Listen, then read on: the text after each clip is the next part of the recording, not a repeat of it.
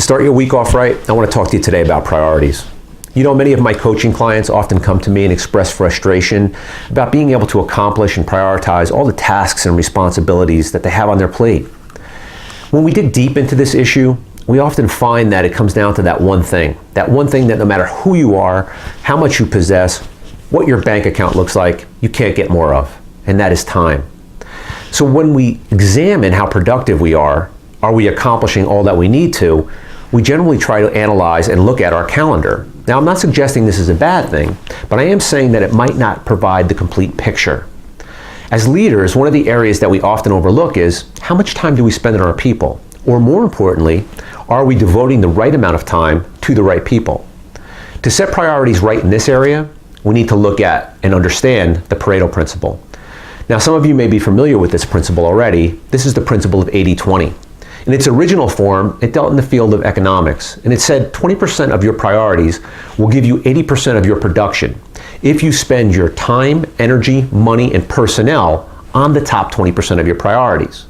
Now, since that time, it's been applied and sort of attached to other areas of life. For example, time.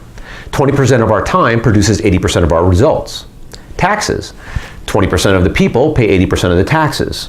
Speeches. 20% of the speech has 80% of the impact. Wardrobe. You wear 20% of your wardrobe 80% of the time. Well, this may be just a male thing or a me thing, but you get the picture. Here we will apply it as a percentage of time you invest in your people. As leaders, we fall into a trap. We tend to spend the overwhelming majority of time on the people that produce the least. Our problem children, if you will. Think about this in the context of a family.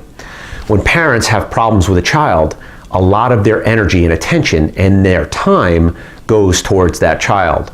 Now, this may be necessary in a family, but it's probably the wrong approach in leadership. In fact, the opposite is true. Generally speaking, when we talk about most staffs, most teams, most employees, 20% of the people produce 80% of the results.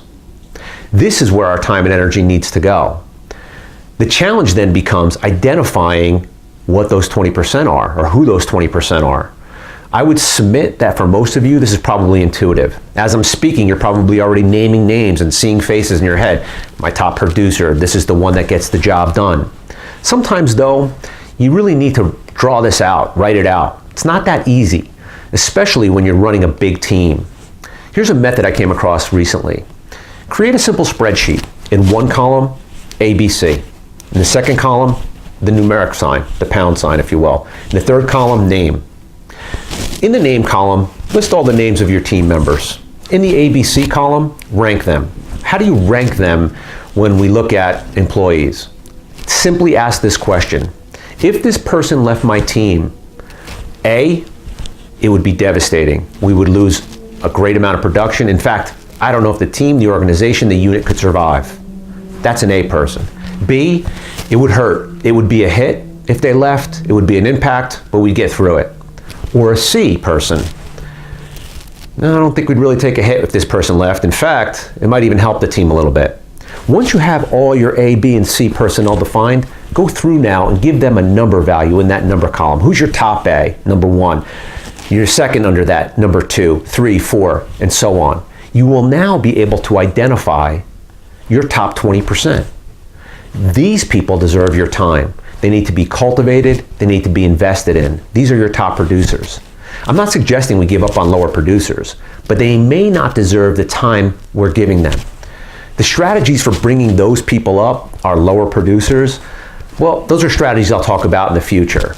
There are, of course, strategies that we can implement, but here we're talking about setting our priorities, spending time with the right people, the right time with the right people. Well, this was just one suggestion, and I hope it was helpful in sort of giving you a different look at your priorities. I will present more of, on this topic and other topics in future weeks as we go on, and also on my Quarters on the Quarter series. So stay with me. Thank you. I hope I added value. Have a great, happy, healthy, and productive week.